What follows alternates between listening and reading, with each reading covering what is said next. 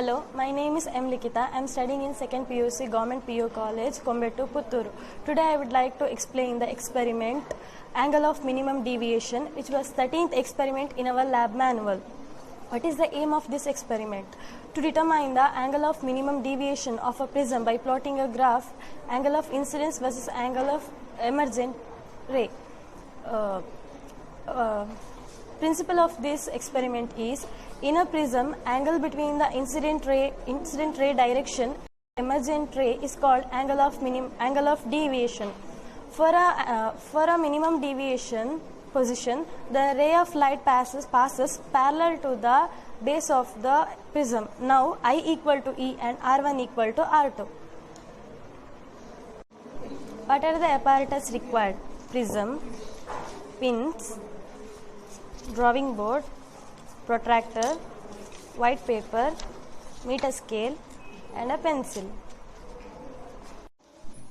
ಈಗ ನಾವು ಮೊದಲಿಗೆ ಇನ್ಸಿಡೆಂಟ್ ರೇ ಅನ್ನು 30 ಡಿಗ್ರಿ ಅಂತ ತಗೋಬೇಕು. ಫಸ್ಟಿಗೆ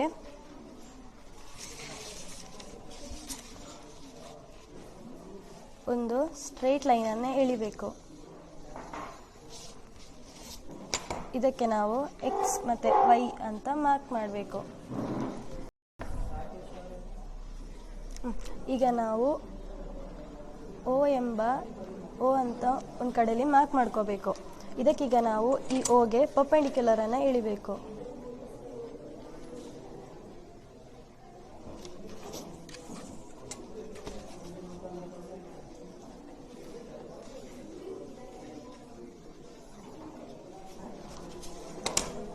ಈಗ ಅಲ್ಲಿ ಎನ್ ಅಂತ ಮಾರ್ಕ್ ಮಾಡಬೇಕು.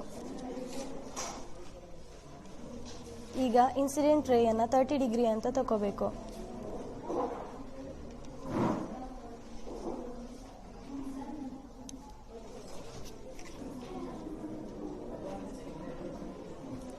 ಈಗ ನಾವು 30 ಡಿಗ್ರಿ ಇನ್ಸಿಡೆಂಟ್ ರೇ ಅನ್ನು ತಗೋಬೇಕು. 10, 20, 30. ಈ ಲೈನನ್ನು ಓಗೆ ಸೇರಿಸುವ ಹಾಗೆ ಲೈನನ್ನು ಎಳಿಬೇಕು ಮತ್ತು ಈ ಲೈನನ್ನು ಎಕ್ಸ್ಟೆಂಡ್ ಮಾಡಬೇಕು. ಈ ಲೈನ್ಗೆ ನಾವು ಪಿ ಅಂತ ಹೆಸರು ಕೊಡಬೇಕು. ನಾವು the angle between NOP equal to 30 degree which is equal to i incident. ಈಗ ಇನ್ಸಿಡೆಂಟ್ ಆ್ಯಂಗಲ್ 30 ಡಿಗ್ರಿ. ಈಗ ನಾವು ಪ್ರಿಸಮನ್ನು ತಗೊಂಡು ಪ್ರಿಸಮ್ನ ಒಂದು ಬೇಸ್ ನಮ್ಮ ಲೈನ್ XYಗೆ ಪ್ಯಾರಲಲ್ ಆಗಿರುವ ಹಾಗೆ ಪ್ರಿಸಮಿನ ಔಟ್ ಸ್ಟ್ರಕ್ಚರನ್ನು ಎಳಿಬೇಕು.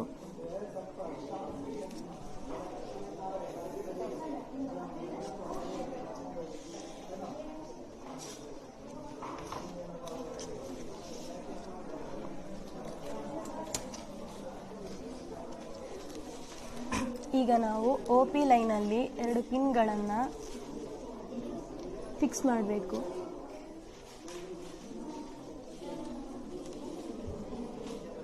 ಆ 2 ಪಿನ್ಗಳ ನಡುವಿನ ಅಂತರ 3 ಸೆಂಟಿಮೀಟರ್ ಇರುವ ಹಾಗೆ ನೋಡ್ಕೋಬೇಕು.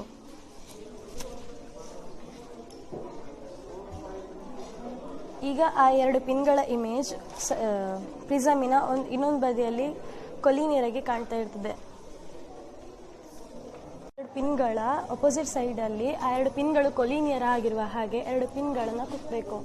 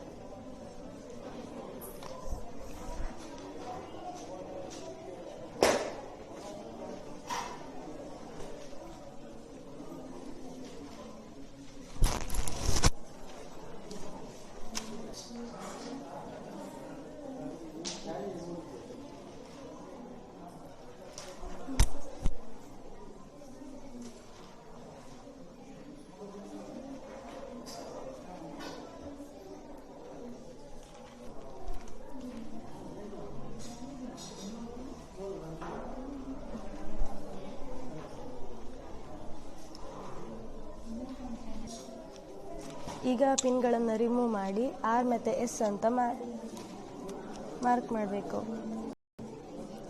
ಈಗ ಆರ್ ಎಸ್ ಎಮರ್ಜೆಂಟ್ ರೇ ಆಗಿರ್ತದೆ.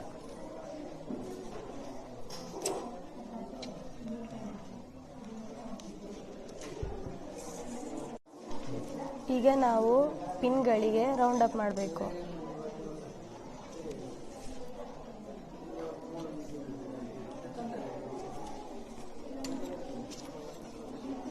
ಈಗ ನಾವು ಆರ್ ಎಸ್ ಲೈನನ್ನು ಎಳಿಬೇಕು.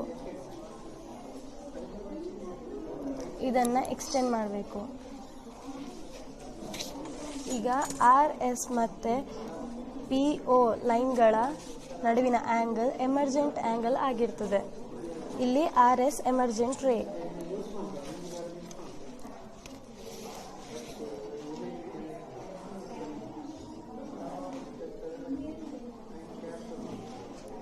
ಈಗ ಎಮರ್ಜೆಂಟ್ ರೇ ಮತ್ತು ಇನ್ಸಿಡೆಂಟ್ ರೇಗಳ ನಡುವಿನ ಆ್ಯಂಗಲ್ 45 ಡಿಗ್ರಿ ಆಗಿರ್ತದೆ.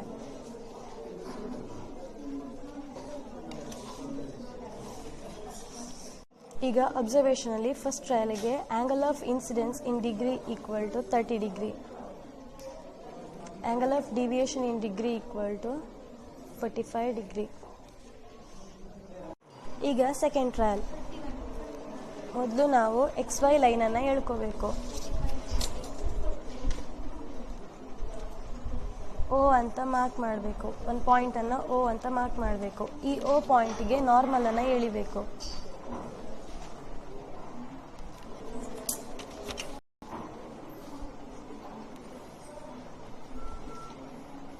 ಈ ನಾರ್ಮಲನ್ನು ಎನ್ ಓ ಅಂತ ಮಾರ್ಕ್ ಮಾಡ್ಕೋಬೇಕು.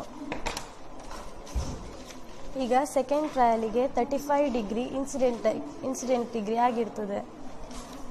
10, 20, 30, 35.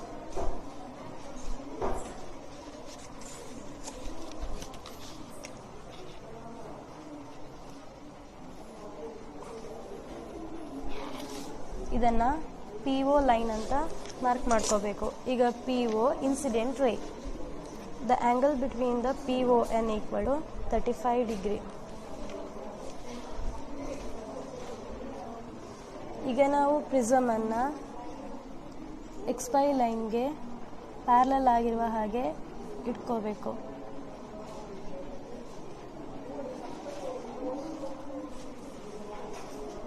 ಪ್ರಿಸಮ್ನ ಔಟ್ ಸ್ಟ್ರಕ್ಚರನ್ನು ಬರ್ಕೋಬೇಕು.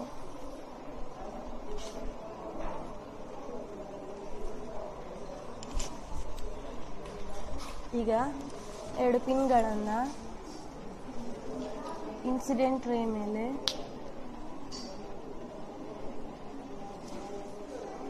ಇಡಬೇಕು.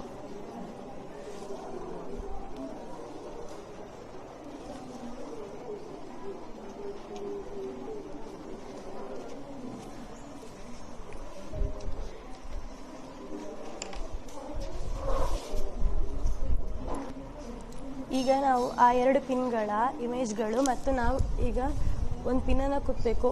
ಆ ಮೂರು ಪಿನ್ಗಳು ಕೊಲೀನಿಯರ್ ಆಗಿರೋ ಹಾಗಿರಬೇಕು. ಇನ್ನೊಂದು ಪಿನ್ನನ್ನು ಕೂಡ ಆ ಮೂರು ಲೈನ್ಗಳು ಆ ಒಂದು ಪಿನ್ನಲ್ಲಿ ಮರೆಯಾಗುವ ಹಾಗೆ ಇಡಬೇಕು.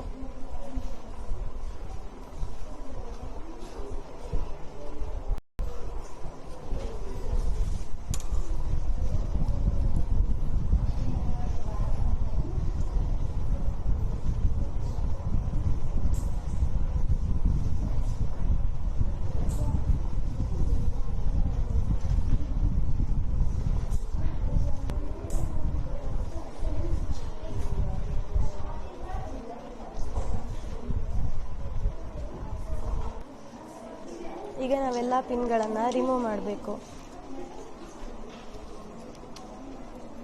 ಮತ್ತು ಪ್ರಿಸಮನ್ನು ಕೂಡ ಆ ಪಿನ್ಗಳಿಗೆ ರೌಂಡ್ ಅಪ್ ಮಾಡ್ಕೋಬೇಕು.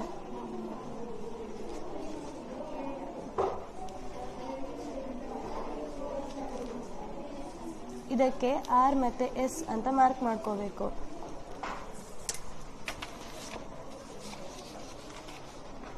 ಈಗ ನಾವು ಇನ್ಸಿಡೆಂಟ್ ರೇಯನ್ನು ಎಕ್ಸ್ಟೆಂಡ್ ಮಾಡಬೇಕು. ಹಾಗೆ ಆರ್ ಮತ್ತು ಎಸ್ ಲೈನನ್ನು ಎಳೆದು ಈ ಲೈನ್ಗಳು ಕೂಡ ಎಕ್ಸ್ಟೆಂಡ್ ಆಗುವ ಹಾಗೆ ಮಾಡ್ಕೋಬೇಕು. ಈಗ ಪಿ ಮತ್ತು ಒ ಮತ್ತು ಆರ್ ಮತ್ತು S incident ray and emergent ರೇನ ನಡುವಿನ ಆ್ಯಂಗಲ್ ಡಿವಿಯೇಷನ್ ಆಗಿರ್ತದೆ.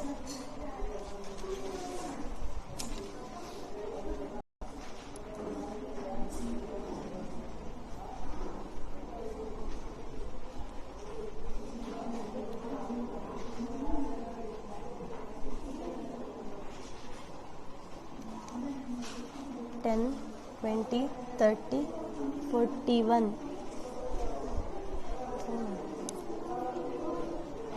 42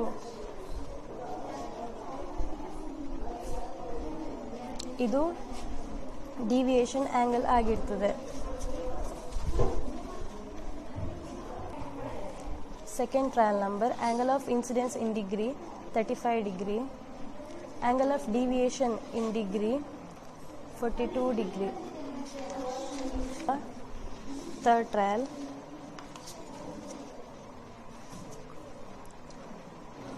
ಈಗ ಸ್ಟ್ರೇಟ್ ಲೈನ್ XY ಅನ್ನು ಡ್ರಾ ಮಾಡ್ಕೋಬೇಕು.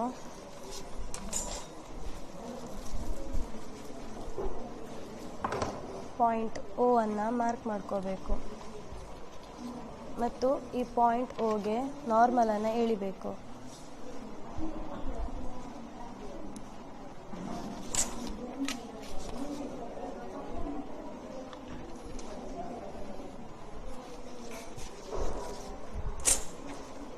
NO ಅಂತ ಮಾರ್ಕ್ ಮಾಡ್ಕೋಬೇಕು. ಥರ್ಡ್ ಟ್ರಯಲ್ಗೆ incident in degree equal to 40 degree. 10 20 30 40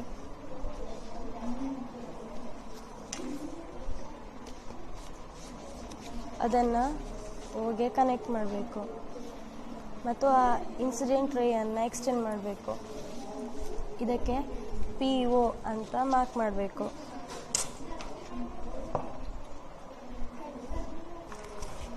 angle between PON equal to 40 degree. ಇದು ಇನ್ಸಿಡೆಂಟ್ ಆ್ಯಂಗಲ್.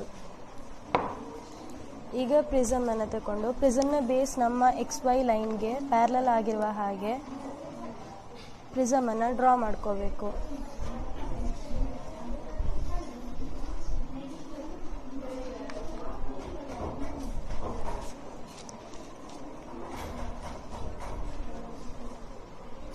ಈಗ ಎರಡು ಪಿನ್ಗಳನ್ನು ನಮ್ಮ OP ಲೈನ್ನಲ್ಲಿ ಫಿಕ್ಸ್ ಮಾಡಬೇಕು.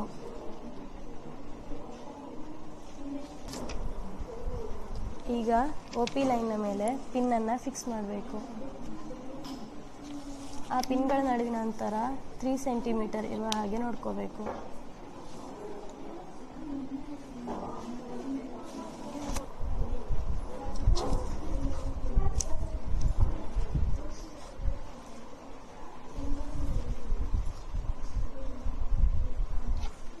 ಈಗ ಪ್ರಿಸಮ್ನ ಇನ್ನೊಂದು ಬದಿ ಆ ಎರಡು ಪಿನ್ಗಳು ಈಗ ಪ್ರಿಸಮ್ನ ಇನ್ನೊಂದು ಬದಿಯಲ್ಲಿ ಈ ಎರಡು ಪಿನ್ಗಳು ಕೊಲೀನಿಯರ್ ಆಗಿರುವ ಹಾಗೆ ಇನ್ನೊಂದು ಪಿನ್ನನ್ನು ಫಿಕ್ಸ್ ಮಾಡಬೇಕು.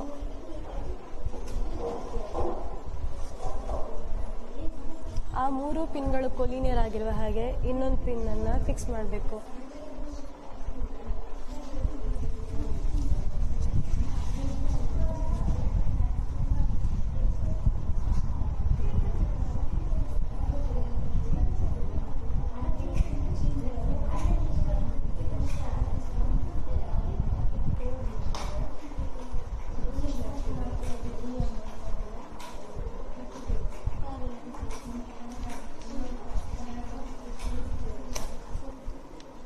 ಈಗ ಪ್ರಿಸಮನ್ನು ರಿಮೂವ್ ಮಾಡಿ ಪಿನ್ಗಳನ್ನು ರಿಮೂವ್ ಮಾಡಿ ಆ ಪಿನ್ಗಳಿಗೆ ಮಾರ್ಕ್ ಮಾಡ್ಕೋಬೇಕು. ಇದನ್ನು R ಅಂತ ಮಾರ್ಕ್ ಮಾಡ್ಕೋಬೇಕು. ಇದನ್ನು S ಅಂತ ಮಾರ್ಕ್ ಮಾಡ್ಕೋಬೇಕು. ಈ ಪಿನ್ಗಳನ್ನು ಕೂಡ ಮಾರ್ಕ್ ಮಾಡ್ಕೋಬೇಕು. ಈಗ RS ಅನ್ನು ನಾವು ಜಾಯಿನ್ ಮಾಡಿಕೊಂಡು ಎಕ್ಸ್ಟೆಂಡ್ ಮಾಡಬೇಕು. PO ಲೈನ್ ಮತ್ತು RS ಲೈನನ್ನು ಎಕ್ಸ್ಟೆಂಡ್ ಮಾಡಬೇಕು. ಈ PO ಲೈನ್ ಮತ್ತು RS ಲೈನಿನ ನಡುವೆ ಇರುವ ಆ್ಯಂಗಲ್ ಡಿವಿಯೇಷನ್ ಆ್ಯಂಗಲ್ ಆಗಿರ್ತದೆ. ಮತ್ತು ಅದು 10 20 30 38 ಡಿಗ್ರಿ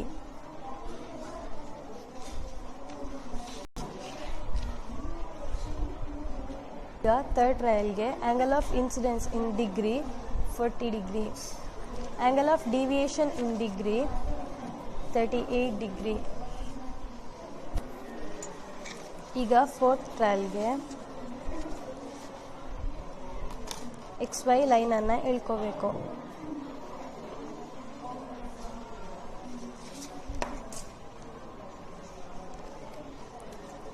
O ಎಂಬ ಪಾಯಿಂಟನ್ನು ಮಾರ್ಕ್ ಮಾಡಿಕೊಂಡು ನಾರ್ಮಲನ್ನು O ಪಾಯಿಂಟಲ್ಲಿ ಎಳಿಬೇಕು.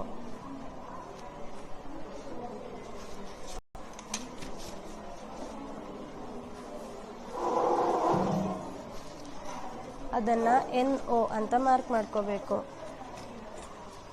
ಈಗ ಥರ್ಡ್ ಟ್ರಯಲ್ಗೆ ಇನ್ಸಿಡೆಂಟ್ ಆ್ಯಂಗಲ್ 45 ಡಿಗ್ರಿ, 10, 20, 30, 40, 45.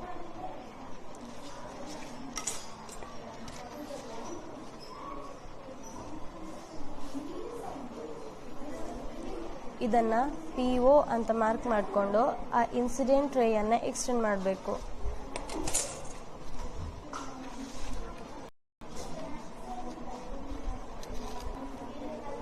ಈಗ incident angle PON equal to 45 degree. ಈಗ ಪ್ರಿಸಮನ್ನು XY ಲೈನ್ಗೆ ಪ್ಯಾರಲಲ್ ಆಗಿರುವ ಹಾಗೆ ಡ್ರಾ ಮಾಡ್ಕೋಬೇಕು.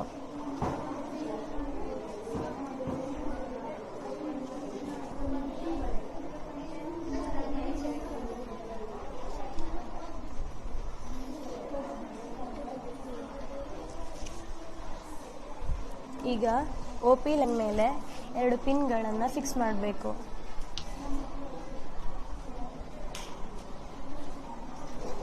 ಆ 2 ಪಿನ್ಗಳ ನಡುವೆ 3 ಸೆಂಟಿಮೀಟರ್ ಡಿಸ್ಟೆನ್ಸ್ ಇರುವ ಹಾಗೆ ನೋಡ್ಕೋಬೇಕು.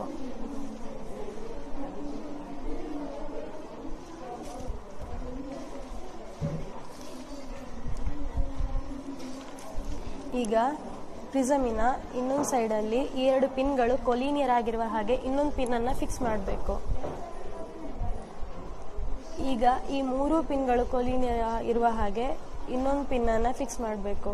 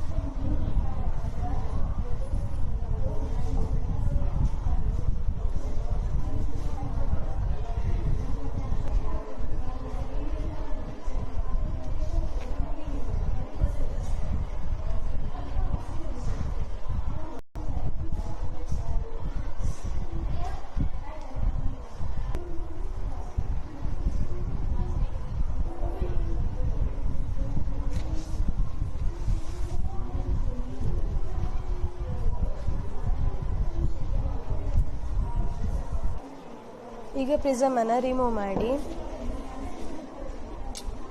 ಪಿನ್ಗಳನ್ನು ರಿಮೂವ್ ಮಾಡಿ ಮಾರ್ಕ್ ಮಾಡ್ಕೋಬೇಕು.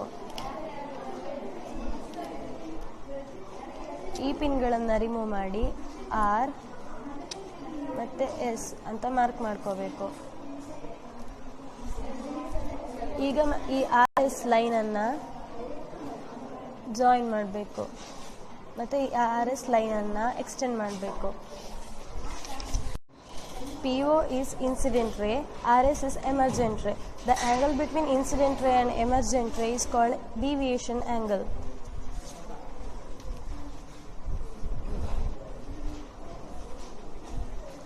(10, 20, 30, 39).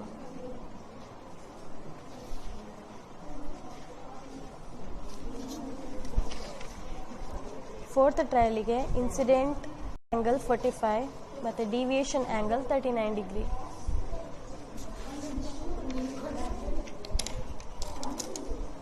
Fourth trial, angle of incidence in degree 45,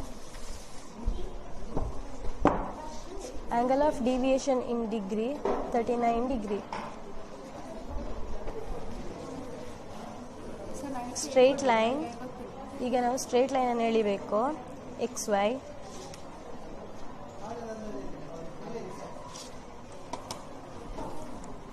point O ಅನ್ನು ಮಾರ್ಕ್ ಮಾಡ್ಕೋಬೇಕು ಮತ್ತು ಪಾಯಿಂಟ್ ಓ ಮೂಲಕ ನಾರ್ಮಲನ್ನು ಇಳಿಬೇಕು.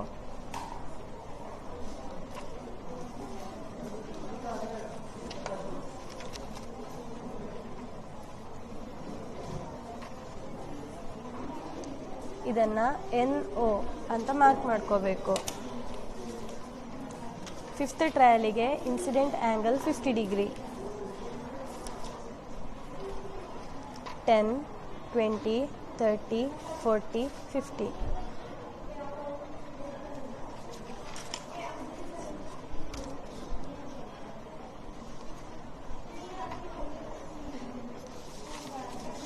ಇದನ್ನು ಪಿ ಒ ಅಂತ ಮಾರ್ಕ್ ಮಾಡ್ಕೋಬೇಕು.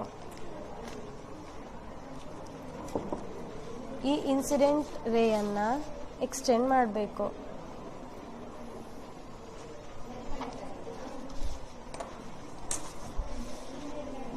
ಈಗ angle between P O N equal to incident angle that is equal to 50 degree.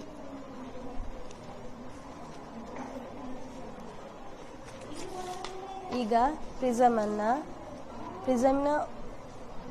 ಒಂದು ಸೈಡ್ ಎಕ್ಸ್ ವೈ ಲೈನ್ಗೆ ಪ್ಯಾರಲಲ್ ಆಗಿರುವ ಹಾಗೆ ಇಡಬೇಕು.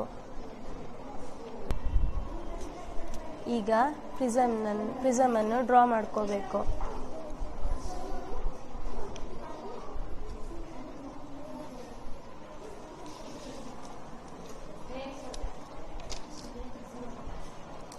ಒ ಪಿ ಲೈನ್ ಮೇಲೆ 2 ಪಿನ್ಗಳನ್ನು ಫಿಕ್ಸ್ ಮಾಡಬೇಕು.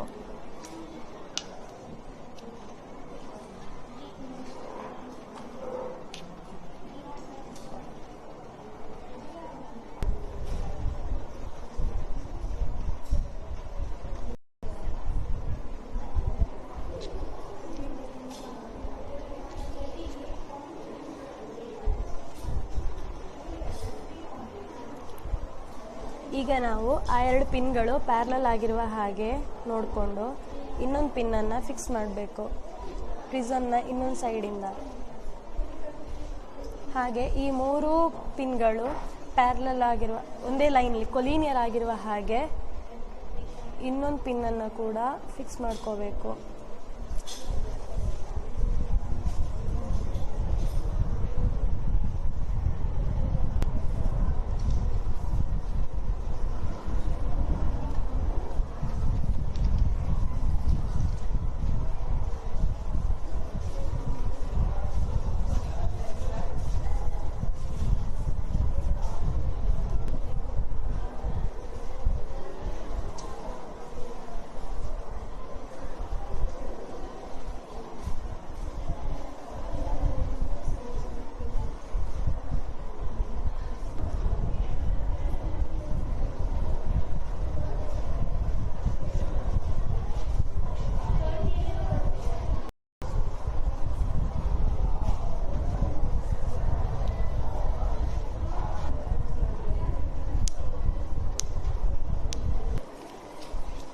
ಈಗ ನಾವು ಪ್ರಿಸಮನ್ನು ರಿಮೂವ್ ಮಾಡಬೇಕು ಮತ್ತು ಪಿನ್ಗಳನ್ನು ರಿಮೂವ್ ಮಾಡಿ ಅದನ್ನು ಮಾರ್ಕ್ ಮಾಡ್ಕೋಬೇಕು.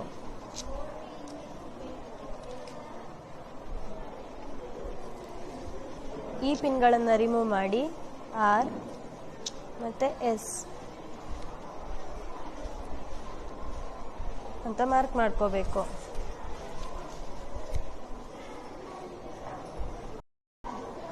ಈ ಆರ್ ಎಸ್ ಲೈನನ್ನು ಜಾಯಿನ್ ಮಾಡಿ ಎಕ್ಸ್ಟೆಂಡ್ ಮಾಡಬೇಕು.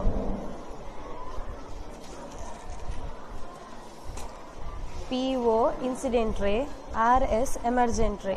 Angle between incident ray and emergent ray is called angle of deviation.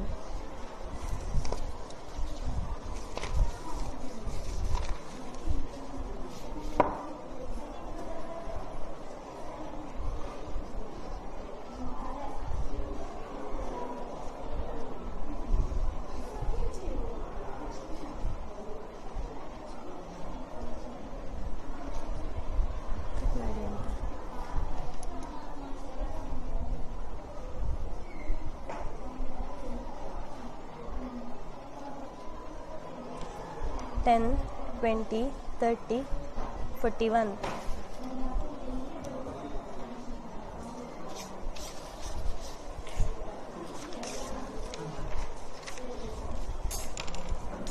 Fifth trial, angle of incidence in degree 50 degree. Angle of deviation in degree 41 degree.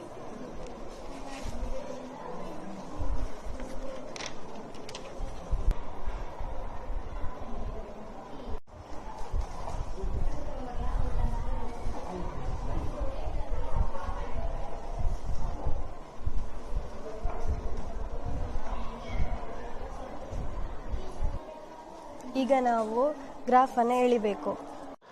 X axis 1 centimetre equal to 5 degree, y axis 1 centimetre equal to 5 degree. X ಆಕ್ಸಿಸ್ನಲ್ಲಿ incident ಆ್ಯಂಗಲನ್ನು ಬರ್ಕೋಬೇಕು. 5, 10, 15, 20, 25, 30, 35, 40, 45, 50. Y ಆಕ್ಸಿಸಲ್ಲಿ emergent ಆ್ಯಂಗಲನ್ನು ಬರ್ಕೋಬೇಕು. 5, 10, 15, 20, 25, 30, 35, 40, 45, 50, 55, 60.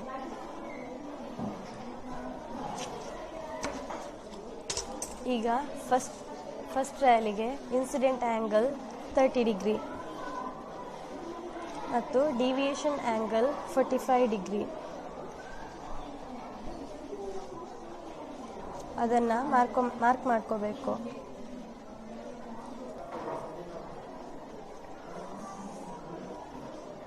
Second trial, incident angle 35 degree, deviation angle 42 degree.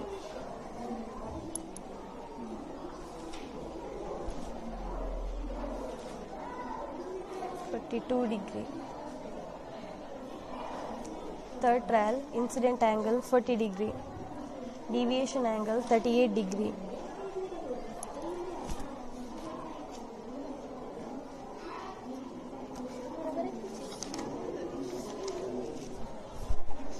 Fourth trial, incident angle 45 degree, deviation angle 39 degree.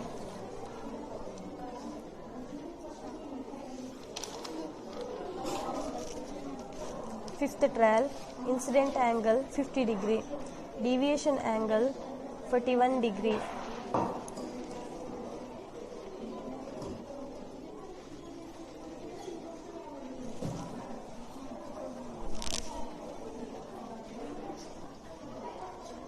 ಈಗ ಆ್ಯಂಗಲ್ಗಳನ್ನು rub ಮಾಡ್ಕೋಬೇಕು. ಅದು ನಿಮ್ಗೆ ಗೊತ್ತಾಗಲಿ ಅಂತ ಬರ್ಕೊಂಡದ್ದು.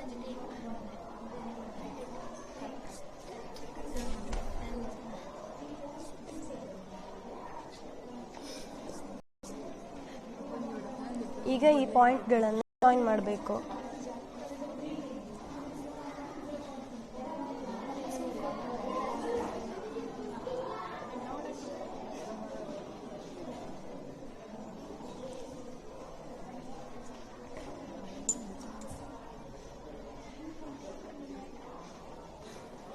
ಈಗ ಡಿವಿಯೇಷನ್ ಯಾವ ಆ್ಯಂಗಲಲ್ಲಿ ಮಿನಿಮಮ್ ಆಗಿದೆ ಅದನ್ನು ಎಕ್ಸ್ ಆ್ಯಕ್ಸಿಸ್ಗೆ ಜಾಯಿನ್ ಮಾಡಬೇಕು ಮತ್ತು ವೈ ಆ್ಯಕ್ಸಿಸ್ಗೂ ಜಾಯಿನ್ ಮಾಡಬೇಕು.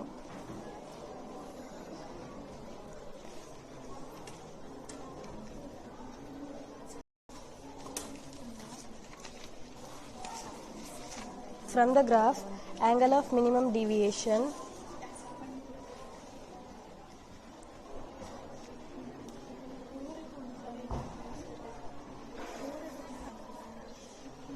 result, angle of minimum deviation 38 degree. ಈ ಎಕ್ಸ್ಪೆರಿಮೆಂಟ್ ನಿಮಗೆ ಅರ್ಥ ಆಗಿದೆ ಅಂತ ಅಂದ್ಕೊಳ್ತೇನೆ. Thank you.